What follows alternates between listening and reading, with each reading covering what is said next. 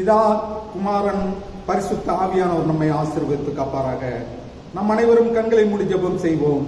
திரியேக பராபரனாகிய கர்த்தாவே, தேவனுடைய மேய்ச்சலும் மாடுகளும் பிள்ளைகளும் ஆகிய நாங்கள் உம்முடைய சன்னதிக்கு முன்பாக பணிந்து ஆராதனை செய்து உம்முடைய திருவசனத்தை கேட்டு படித்து கிருபையும் ஆசீர்வாதத்தையும் அடைபடி இங்கே கூடி வந்திருக்கிறோம். கர்த்தாவே, நாங்கள் ஆத்தோ பசாத்தோடு உம்முடைய திருவசனத்தை கேட்டு அதை நன்றும் சக்கரமான இருதயத்தில் காத்து பொறுமையோடு கனி கொடுக்கும்படியாக எங்களுக்கு அனுகிரகம் செய்து எங்களை ஆசீர்வதிக்க வேண்டும் என்று எங்கள் ஒன்றான இரட்சகராகிய இயேசு கிறிஸ்துவின் மூலமாய் உம்மை வேண்டிக் கொள்கிறோம் சுவாமி. ஆமேன். ஆராதனை ஆரம்பமாக கீர்த்தனையில் 10 முதல் 2 சரணம், கடைசியாக 6ஆம் சரணத்தை பாடுவோம். காலையும் மாலையும் வேலையும் கர்த்தரை கருத்துடன் பாடிடுவே. காலையும் மாலையும் வேலையும் கர்த்தரை கருத்துடன் பாடிடுவே. பரிசுத்தர் பரிசுத்தர் பரிசுத்தர் என தூதர் பாடிடும் தொனி கேட்குதே. காலையும் மாலையும் வேளையும் கர்த்தரை கருத்துடன் பாடிடுவே. கர்த்தர் என் வெளிச்சம் ஜீவனும் பலனும் கிருபையும் அஞ்சிடாமல் கலங்காமல் பயமின்றி தீயிலின்றி அனுதினம் வாழ்ந்திடுவே. அஞ்சிடாமல் கலங்காமல் பயமின்றி தீயிலின்றி அனுதினம் வாழ்ந்திடுவே. காலையும் மாலையும் கர்த்தரை கருத்துடன் பாடிடுவே. ஒன்றை நான் கேட்டேன், அதையே நாடுவேன், என்றும் மகிமையை காண. ஜீவனுள்ள நாளெல்லாமும் அலையில் தங்குவதை வாஞ்சித்து நாடிடுவே. ஜீவனுள்ள நாளெல்லாமும் அலையில் தங்குவதை வாஞ்சித்து நாடிடுவே. காலையும் மாலையும் வேளையும் கர்த்தரை கருத்துடன் பாடிடுவே. எனக்காக யாவும் செய்து முடிப்பார், என் கர்த்தர் வாக்கென்றும் மாறார். தமக்கென்று பயனீடும் பக்தையாவை விரும்பவும் தவறாமல் நிறைவேற்றுவார்.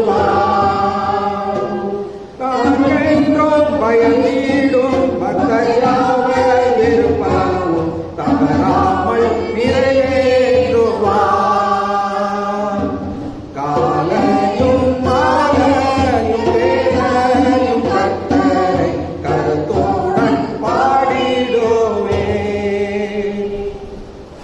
இன்றைக்காக குறிக்கப்பட்டிருக்கிற ஞான சங்கீதங்களின் புஸ்தகம், அது 27ஆம் சங்கீதம் 1ஆம் வசனம் தொடங்கி 6ஆம் வசனம் முடிய முறையாக வாசிப்போம். சங்கீதம் 27 1ஆம் வசனம் தொடங்கி 6ஆம் வசனம் முடிய முறையாக வாசிப்போம். கர்த்தர் என் வெளிச்சமும் என் ரட்சிப்புமானார், யாருக்கு பயப்படுவேன்? கர்த்தர் என் ஜீவனின் பலனானவர், யாருக்கு அஞ்சுவேன்? என் சத்துருக்களும் என் பகையுமாகிய பொல்லாதவர்கள் என் சத்தத்தை மச்சிக்க என்னை நெருங்குகையில் அவர்களே இடறி விழுந்தார்கள். எனக்கு விரோதமாக ஒரு பாளையம் இறங்கினாலும் என் இருதயம் பயப்படாது. என்மேல் யுத்தம் எழும்பினாலும் இதிலே நான் நம்பிக்கையாயிருப்பேன். கர்த்தரிடத்தில் ஒன்றை நான் கேட்டேன், அதையே நாடுவேன். நான் கர்த்தருடைய மகிமையை பார்க்கும்படியாகவும் அவருடைய ஆலயத்தில் ஆராய்ச்சி செய்யும்படியாகவும் நான் என் ஜீவனுள்ள நாளெல்லாம் கர்த்தருடைய ஆலயத்தில் தங்கியிருப்பதையே நான் உணர்வேன். தீங்கு நாளில் அவர் என்னை தம் கூடாரம் மறைவில் மறைத்து என்னை தமது கூடார மறைவிலே ஒளித்து வைத்து என்னை கண்மலையின் மேல் உயர்த்துவார். இப்பொழுது என் தலை என்னை சுற்றிலும் இருக்கிறது, என் சத்துருக்களுக்கு மேலாக உயர்த்தப்படும். அதனால் நிமித்தம் அவருடைய கூடாரத்தில் நான் ஆனந்த மகிழ்ச்சியிட்டு கர்த்தரை பாடி அவரை கீர்த்தனம் பண்ணுவேன். ஆமென். பிதாவுக்கும் குமாரனுக்கும் பரிசுத்த ஆவிக்கும் மகிமை உண்டாவதாக. ஆதியிலும் இப்போதும் எப்போதும் சதா காலங்களில் இருக்கிறபடியே. ஆமென். நாம் அனைவரும் சேர்ந்து நம்முடைய விசுவாசத்தை பயபக்தியோடு நாம் ஆண்டவரிடத்தில் அறிக்கை செய்வோம். வானத்தையும் பூமியையும் படைத்த எல்லாம் வல்ல பிதாவாகிய கடவுளை விசுவாசிக்கிறேன். அவருடைய ஒரே குமாரனாகிய ஆண்டவராகிய இயேசு கிறிஸ்துவை விசுவாசிக்கிறேன். அவர் பரிசுத்த ஆவியினால் கற்பனையில் பிறந்து கன்னிகையால் பிறந்து பொது பிலாத்துவின் கீழ் பாடுபட்டு சிலுவையில் அறைந்து மரணம் செய்யப்பட்டார். பாதாளத்திலே இறங்கி மூன்றாம் நாள் மரத்தில் வந்து உயிர்த்தெழுந்தார். மறுபடியும் எல்லோருக்காக பரலோகத்தில் அவரிடத்தில் நாய்க்கு வருவார். பரிசுத்த ஆவியை விசுவாசிக்கிறேன். பொதுவான பரிசுத்த சபையில் பரிசுத்த ஐக்கியம் நித்திய ஜீவன் என்று விசுவாசிக்கிறேன். ஆமென். நாம் அறிக்கையிட்ட இந்த விசுவாசத்துல நம்மில் நம் ஜீவன் இருக்கு மட்டுமா இதில் உறுதியாக இருக்க கர்த்தர் தாமே உங்கள் ஒவ்வொருவருக்கும் உதவியும் தாசையும் செய்வாராக. கர்த்தர் கிறிஸ்துவ பண்டிகைக்கு பின் வருகிற 4ஆம் ஞாயிறாகி என்ற நாளில நம்முடைய தியானத்திற்கென்று நம்முடைய திருச்சபையால் நமக்கு கொடுக்கப்பட்டிருக்கிற வேத பகுதி, அது பரிசுத்த லூக்கா என்பவர் எழுதின நற்செய்தி நூல் 6ஆம் அதிகாரம் வசனங்கள் 36 தொடங்கி 42 வரைக்கும் இருக்கிற வேத பகுதியில். இந்த பகுதியில ஆண்டவர் சொல்லுகிற முதன்மையான கருத்து, சீர்படுத்திக் கொள்ளுங்கள், சீர்படுத்திக் கொள்ளுங்கள். உங்கள் பிதா இரக்கமுள்ளவராய் இருக்கிறது போல நீங்கள் இரக்கமுள்ளவர்களாய் இருங்கள் என்று சொல்லி ஆண்டவர் சொல்லுகிறார். அது மாத்திரமல்ல, கர்த்தர் சொல்லுகிறார், நீங்கள் தீர்ப்பு செய்யாதிருங்கள், அப்பொழுது நீங்களும் தீர்ப்பு பெறாதிருப்பீர்கள் என்று சொல்லுகிறார். மற்றவர்களை ஆக்கினைக்குள்ளாக தீர்க்காதிருங்கள், அப்பொழுது நீங்களும் ஆக்கினைக்குள்ளாக தீர்க்கப்படாதிருப்பீர்கள். விடுதலை பண்ணுங்கள், அப்பொழுது நீங்கள் விடுதலை பண்ணப்படுவீர்கள். கொடுங்கள், அப்பொழுது உங்களுக்கு கொடுக்கப்படும். அமுக்கி குலுக்கி சரிந்து விழும்படி நன்றாய் அளந்து உங்கள் மடிகளை போடுவார்கள். நீங்கள் அளக்கிற அளவின்படியே உங்களுக்கும் அளக்கப்படும் என்று சொன்னார். பின்னும் ஒரு உவமையை அவர் சொன்னார்.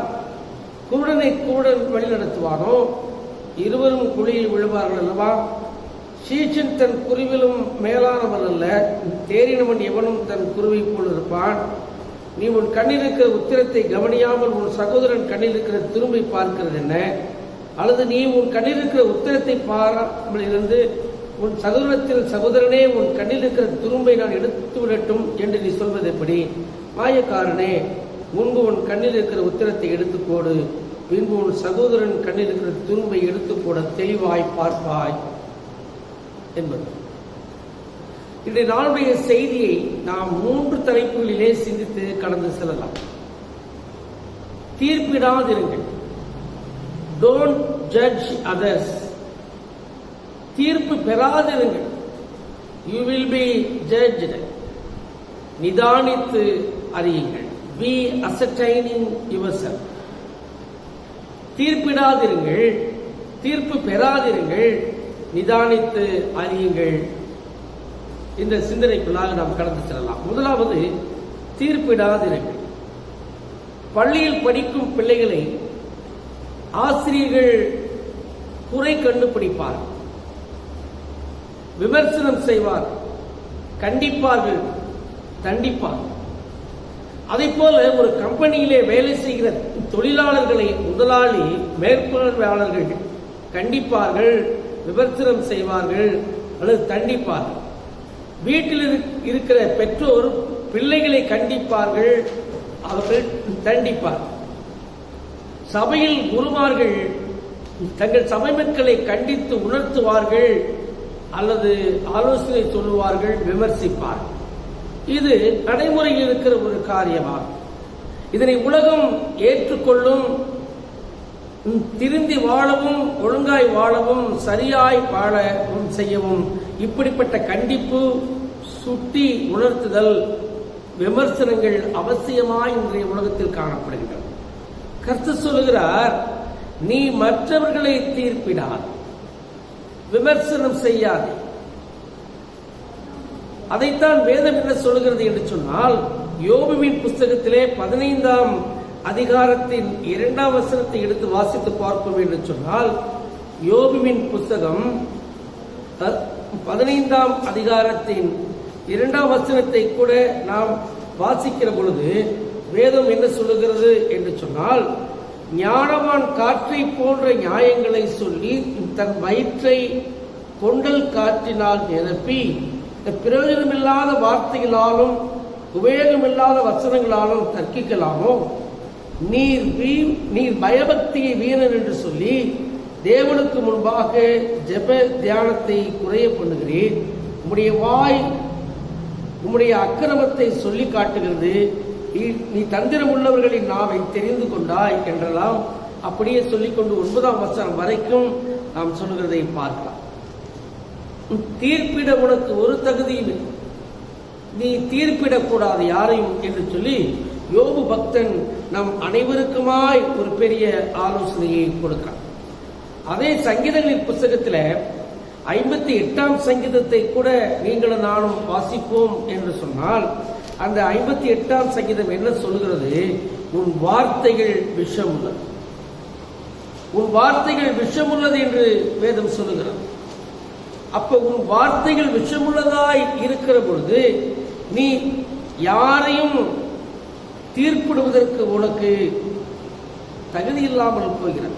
4ஆம் வசனம் சொல்கிறது, சர்ப்பத்தின் விஷத்திற்கு ஒப்பான விஷம் உங்களில் நம்மில் இருக்கிறது என்று வேதம் சொல்கிறது.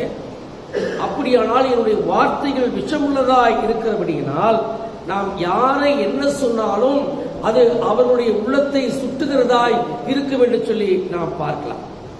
அடுத்ததாக ரோமர் 14ஆம் அதிகாரத்திலே 12ஆம் வசனத்தை கூட நாம் வாசிக்கிற பொழுது அங்கு வேதம் என்ன சொல்லுகிறது என்று சொன்னால், ஒருவரை ஒருவர் குற்றவாளிகளாக தீர்க்க வேண்டாம் என்று சொல்லி வேதம் சொல்லுகிறதை பார்க்கலாம்.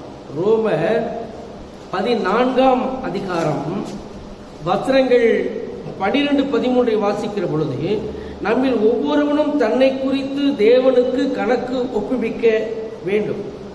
இப்படி இருக்க நாம் இனிமேல் ஒருவரை ஒருவர் குற்றவாளிகள் என்று தீர்க்காதிருப்போமாக. ஒருவனும் தன் சகோதரனுக்கு முன்பாக தடுக்கலையும் இடரலையும் போடலாகாதென்றே தீர்மானித்துக் கொள்ளும். அப்படியானால் வேதம் என்ன சொல்லுகிறது? இனிமேல் ஒருவரை ஒருவர் குற்றவாளிகள் என்று நாம் தீர்க்காதபடி வாழ வேண்டிய பிள்ளைகளாக நாம் வாழ வேண்டும் என்று சொல்லி பார்க்கிறோம். யாரையும் நாம் குற்றவாளிகள் என்று தீர்க்கக்கூடாது. ரோமர் 2ஆம் அதிகாரத்தை கூட நீங்கள் வாசித்து பார்ப்பீர்களானால், ரோமர் 2ஆம் அதிகாரத்தின் 1ஆம் வசனம் சொல்லுகிறது, மற்றவர்களை குற்றவாளிகளாக தீர்க்கிறவனே, நீ யாராலும் சரி போக்கு சொல்ல உனக்கு இடமில்லை. நீ குற்றமாக தீர்க்கிறவைகள் எவைகளோ அவைகளை நீயே செய்கிறபடியால் நீ மற்றவர்களை குறித்து சொல்லுகிற தீர்ப்பினாலே உன்னைத்தானே குற்றவாளியாக்கிக் கொள்ளுகிறாய், குற்றவாளியாய் தீர்த்துக் கொள்ளுகிறாய். நீ மற்றவனை எந்த அளவிற்கு நீ அளந்து நீ தீர்ப்பு சொல்லுகிறாயோ அதே தீர்ப்பு உனக்கும் வரும் என்பதை உணர்ந்து நீங்களும் நானும் நம்முடைய உள்ளத்திலே தீய எண்ணங்கள் தீய சிந்தனைகள் இல்லாதபடி, நான் பார்க்கிற யாரையும் குறை சொல்லாதபடி, குற்றம் சொல்லாதபடி, தீர்ப்பிடாதபடி வாழ வேண்டும் என்று கர்த்தர் உங்களையும் என்னையும் அழைக்கிறார். 2வது காரியம், தீர்ப்பு பெறாதீர்கள். தீர்ப்பு பெறாதீர்கள். எந்த அளவிற்கு மற்றவர்களை தீர்க்கிறாயோ, தீர்ப்பிடுகிறாயோ, விமர்சிக்கிறாயோ, குற்றப்படுத்துகிறாயோ, அசிங்கப்படுத்துகிறாயோ, அவமானப்படுத்துகிறாயோ அத்தனையும் உனக்கு திரும்ப வரும் என்பதை நாம் ஒரு காலம் மறந்துவிடக்கூடாது.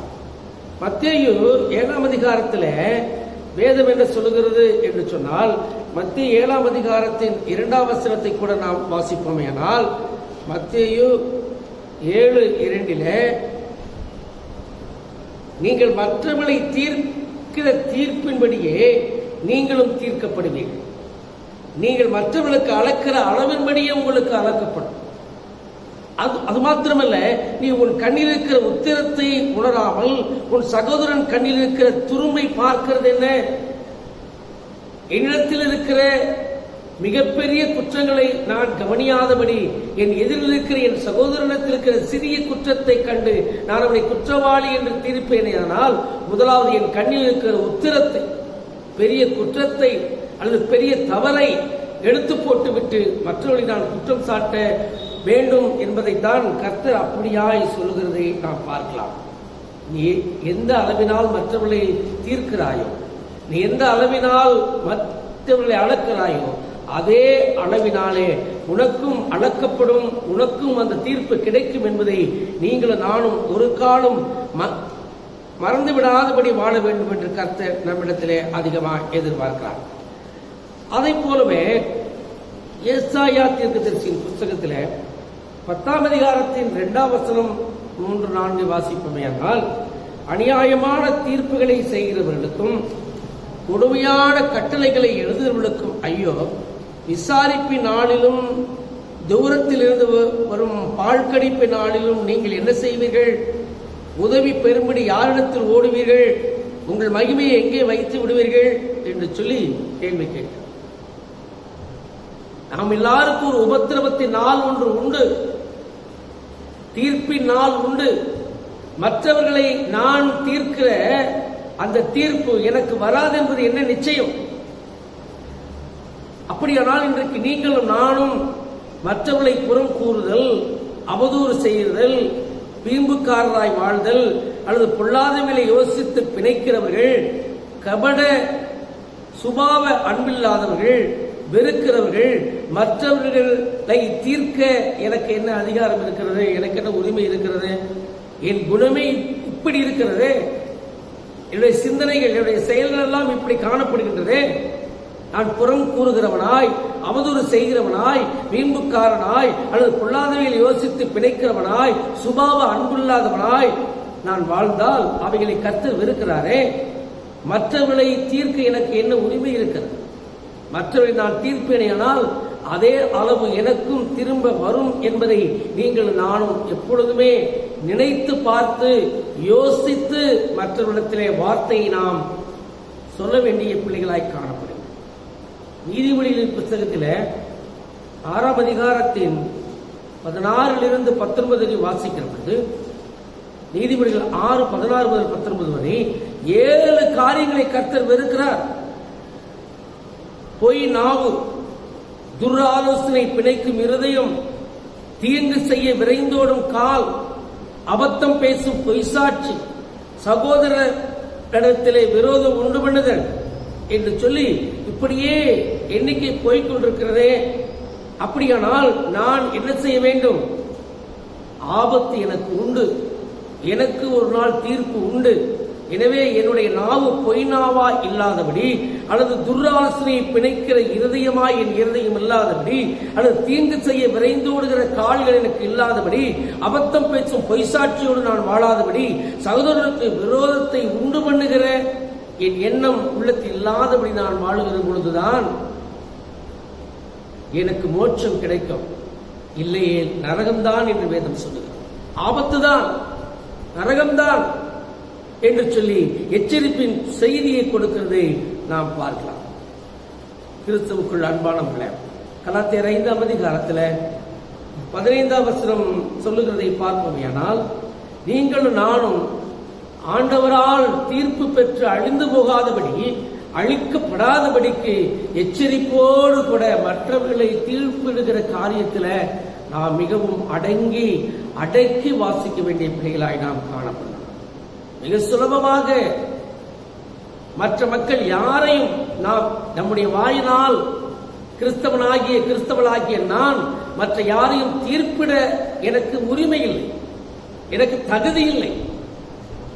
அப்படி நான் தீர்ப்பு செய்வேனேயானால் அந்த தீர்ப்பு எனக்கே வந்து சேரும் என்பதை உணர்ந்து என் வாயின் வார்த்தைகளை மிகவும் ஜாக்கிரதையோடு கூட நான் காத்துக்கொள்ள வேண்டிய பிள்ளைகளாய் இருக்க வேண்டும் என்று சொல்லி கர்த்தர் உங்களுக்கும் எனக்கும் அப்படியாய் எடுத்துரைக்கிறார். கலாத்தியர் 6ஆம் அதிகாரத்தில் கலாத்தியர் 6ஆம் அதிகாரம் 3, 4, 7 வசனங்களை வாசிப்போம். ஆனால் அங்கு வேதம் என்ன சொல்லுகிறது என்று பார்க்கிற பொழுது, கலாத்தியர் 6:3.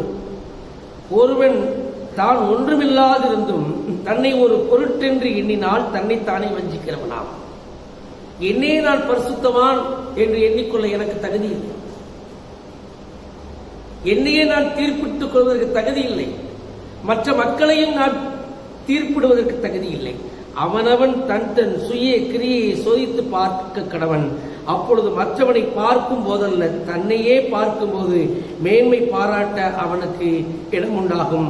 அவனவன் தன் பாரத்தை சுமப்பானே என்று சொல்லி அப்போஸ்தலனாகிய பவுல் கலாத்தியருக்கு எழுதுகிற பொழுது எழுதுகிறார். நான் எதை விதைக்கிறேனோ அதைத்தான் நான் அறுக்க முடியும். நான் எதை விதைக்கிறேனோ அதைத்தான் நான் அறுக்க முடியும்.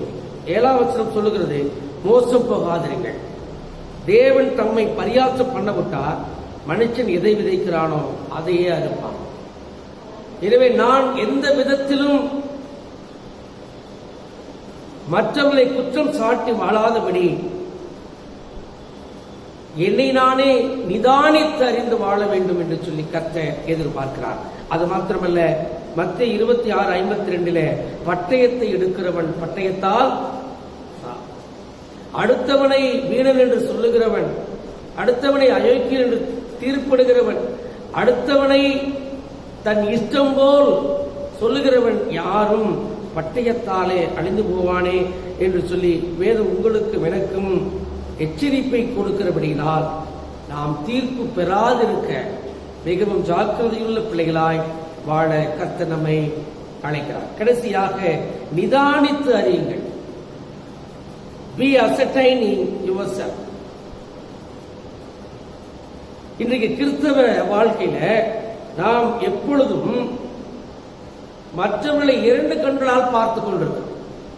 ஆனால் உலகம் என்னை 1000 கண்களால் பார்க்கிறது. 1000 கண்கள் என்னை பார்க்கிறது. நான் 2 கண்ணால் பார்த்து எதையும் நான் உடனடியாக முடிவெடுத்து விடக்கூடாது. என்ன செய்ய வேண்டும் என்று சொன்னால், 2 கண்களாய் நாம் உலகத்தை பார்க்கிறோம். அப்பொழுது ஒரு காரியத்தை நிதானித்து அறிய வேண்டும். இது உண்மையா? நான் சொல்ல போகிற வார்த்தை அவசியமானதா? அது மிகவும் லகுவான அல்லது சாஃப்டான வார்த்தையாய் பதிலாய் இருக்கிறதா என்றெல்லாம், அது மற்றவர்களை புண்படுத்தாத வார்த்தையா என்றெல்லாம் யோசித்து நாம் நம்மையே நிதானித்து அறிய வேண்டிய பிள்ளைகளாக இருக்கிறோம். வார்த்தை சொல்லிவிடுவது எளிது.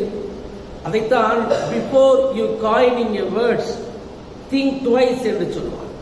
நீ வார்த்தையை உன்னுடைய மனதில் கோர்ப்பதற்கு முன்பாகவே, சேர்த்து வெளியில் கொண்டுவதற்கு முன்பாகவே 2 முறை யோசிங்கள் என்று சொல்லுவதற்கு காரணம், நாம் நம்மையே நிதானித்து அறிந்து எப்பொழுதும் நம்முடைய வாழ்க்கையில் பேசவும் வார்த்தையை விடவும் ஜாக்கிரதையோடு கூட நாம் காணப்பட வேண்டும் என்று கர்த்தர் நம்மை எதிர்பார்க்கிறார். காரணம், பிரசங்கி புஸ்தகத்தில் 7ஆம் அதிகாரத்தில் 20ஆம் வசனம் சொல்லுகிறது, நன்மை மட்டும் செய்யத்தக்க நீதிமான் பூமியில் இல்லை.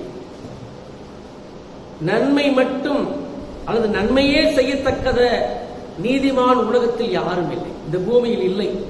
அப்படியானால் நானும் கூட ஒரு விதத்தில், ஒரு சூழ்நிலையில் ஏதாவது ஒரு தீங்கையோ அல்லது தீங்கான வார்த்தைகளையோ செய்திகளையோ என்னில் மற்றவர்கள் கண்டிருக்கலாம் என்று நான் என்னை நிதானித்தறிய வேண்டும். அதைத்தான் பிரசங்கி சொல்கிறான், நன்மை மட்டும் செய்யத்தக்க நீதிமான் இந்த உலகத்திலே இல்லை. ஏதோ ஒரு விதத்தில் அவனும் தீமை செய்தவனாய் இருப்பான், அது அவனுக்கு தெரியாது. 1000 கண்களுக்குத்தான் தெரியுமே ஒழிய 2 கண்களுக்கு அந்த காரியங்கள் புலப்படாது என்பதைத்தான் பிரசங்கி அப்படியாய் சொல்லுகிறார். மத்தேயு 12ஆம் அதிகாரத்தில் 37ஆம் வசனத்தை வாசிப்போமேனால், மத்தேயு 12:37 எடுத்து வாசிக்கிற பொழுது வேதம் என்ன சொல்லுகிறது? உன் வார்த்தைகளினாலே நீதிமான் என்று தீர்க்கப்படுவாய், அல்லது உன் வார்த்தைகளினாலே குற்றவாளி என்று தீர்க்கப்படுவாய் என்று சொல்லுகிறார். இப்ப வார்த்தை ரொம்ப முக்கியம். வார்த்தையினால் நீதிமான் என தீர்க்கப்படலாம், அல்லது என்னுடைய வார்த்தைகளினாலே குற்றவாளியாக கூட நான் தீர்க்கப்படலாம். இன்னைக்கு அநேகர் ஆண்டவரிடத்தில் ஜெபிக்கிறார்கள். அந்த ஜெபத்திற்கு பதில் வரும். நான் நீதிமான், என்னை போல் யாரும் இந்த உலகத்தில் இல்லை, நான் உத்தமன், நான் சன்மார்க்கன் என நினைத்துக் கொண்டு ஆண்டவரிடத்தில் ஜெபிக்கிற ஜெபத்தை பார்க்கலாம். அதைத்தான் வேதம் என்ன சொல்கிறது? லூக்கா 18ஆம் அதிகாரத்தில் வேதம் சொல்வது, தங்களையே நீதிமான்கள் என்று நம்பி, வேதம் சொல்லுகிறதை பாருங்க, தன்னையே நீதிமான் என்று எண்ணி மற்றவர்களை அற்பமாக எண்ணிய சிலரை குறித்து ஆண்டவர் ஒரு உவமையை சொன்னார். 2 மனுஷர் ஜெபாலயத்திற்கு ஜெபிக்க போனார்கள். ஒருவன் பரிசேயன், மற்றவன் ஆயக்காரன். பரிசேயன் ஜெபித்தான், தேவனே, நான் பரிகாரர், அநியாயக்காரர், விபச்சாரக்காரர் ஆகிய மற்ற மனுஷரை போலவும் இந்த ஆயக்காரனை போலவும் இல்லாதபடியினால் உம்மை ஸ்தோத்தரிக்கிறேன். நான் வாரத்தில் 2 தரம் உபவாசிக்கிறேன், என் சம்பாத்தியத்திலெல்லாம் தசமபாகம் செலுத்தி வருகிறேன் என்று தனக்குள்ளே அவன் தன்னையே நீதிமான் என்று நினைத்துக் கொண்டு ஆண்டவரிடத்திலே ஜெபித்தான். ஆண்டவருக்கு தெரியாதா? ஆண்டவர் சொன்னார், இந்த பரிசேயன் தன்னைத்தானே நிதானித்து அறியவில்லை, மற்றவர்களை குற்றப்படுத்துகிறான்.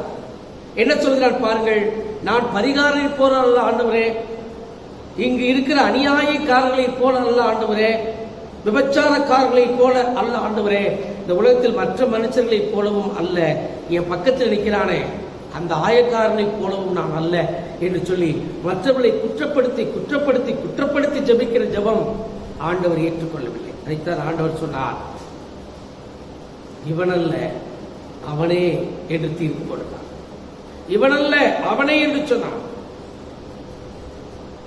அப்படியானால் நம்முடைய வாழ்க்கையிலே நம்மை நிதானித்து அறிந்து வாழ்கிற வாழ்க்கையை கர்த்தர் அதிகமாக எதிர்பார்க்கிறார். நீதிமொழிகளின் புத்தகத்திலே 14ஆம் அதிகாரத்தின் 2ஆம் வசனம் சொல்லுகிறது, நிதானமாய் நடக்கிறவன் தான் கர்த்தருக்கு பயப்படுகிறான். நிதானமாய் நடக்கிறவன் கர்த்தருக்கு பயப்படுகிறான் என்று சொல்லி ஆண்டவர் நிதானத்தை குறித்து அல்லது தன்னை நிதானித்து அறிகிறவனை குறித்து ஆண்டவர் சொல்லுகிறதை நாம் பார்க்கலாம்.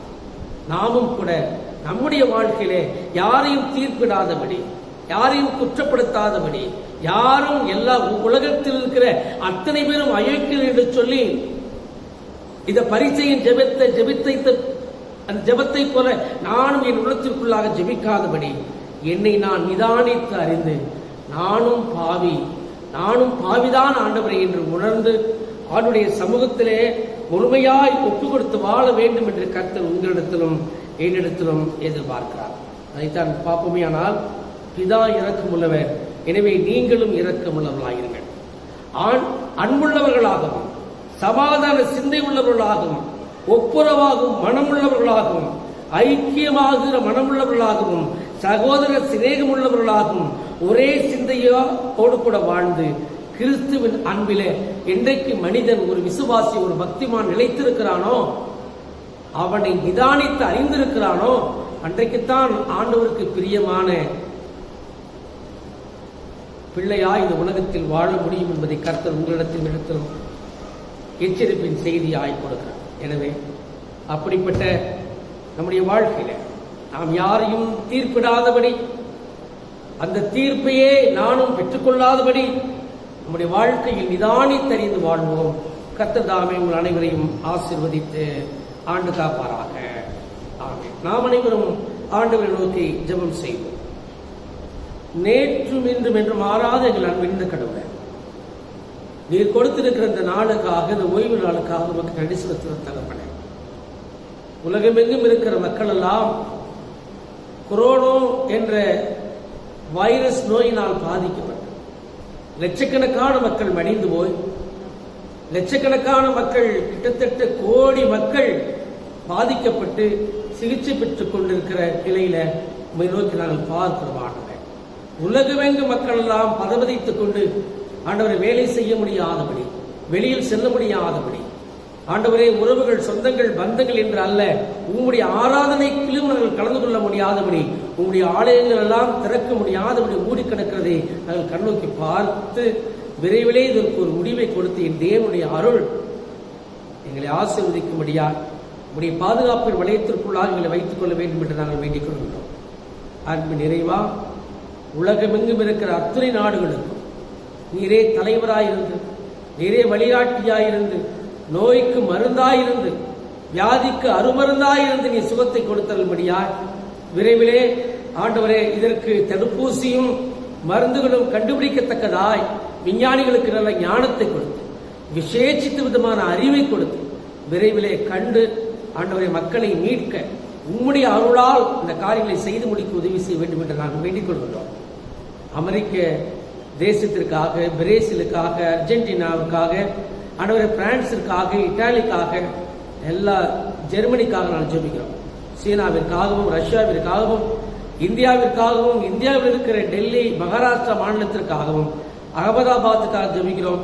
நாங்கள் வாழ்கிற தமிழ்நாட்டிற்காகவும், சென்னைக்காகவும், திருச்சிக்காகவும் ஜெபிக்கிறோம். தகப்பனே, எல்லா இடங்களிலும் உடைய கிருபையின் மழை பொழிந்து மக்களுடைய குறைகளை, குற்றங்களை, பாவங்களை மன்னித்து என் தேவனுடைய கிருபைகளை விடுதலையாக்க வேண்டுமாக நாங்கள் வேண்டுகின்றோம்.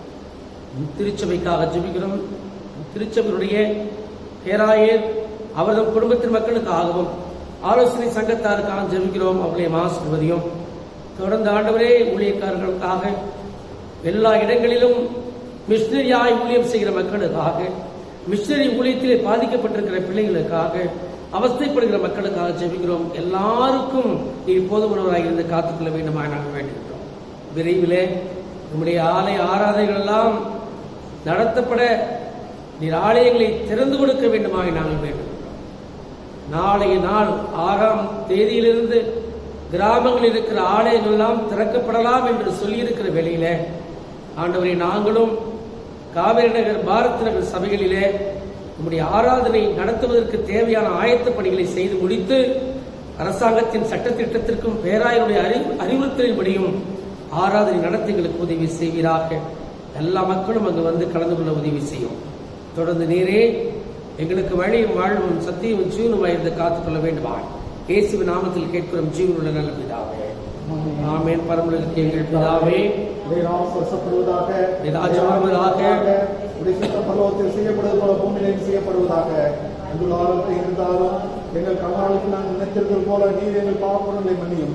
எங்களை சோதனைக்குள் பிரவேசிக்க பண்ணாதும், தீமையின்றி செல்வம், ராஜ்யமும் வல்லமையும் மகிமையும் என்னென்னைக்கும் உடையவரே சுவாமி. ஆமென். நம் ஆண்டவருடைய ஆசீர்வாதத்தை பெற்றுக்கொள்வோம். கர்த்தரானவர் உங்களோடு இருப்பாராக.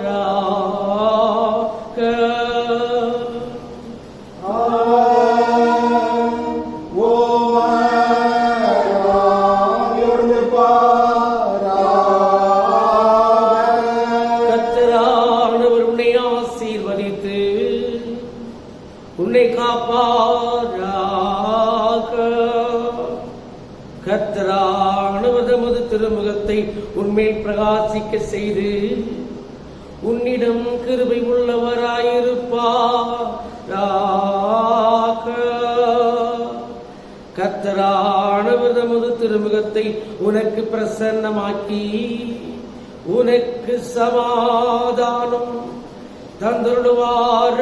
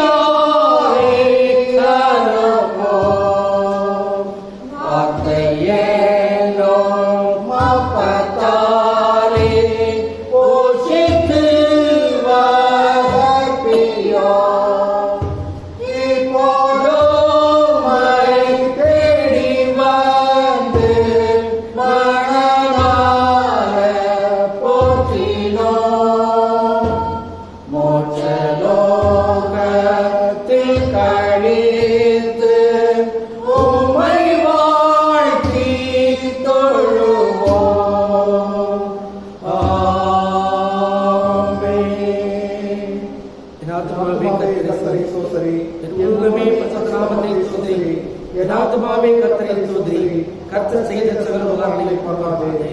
ஆமென். எல்லாருக்கும் ஸ்தோத்திரம். கர்த்தர் உங்களை ஆசீர்வதிப்பார்.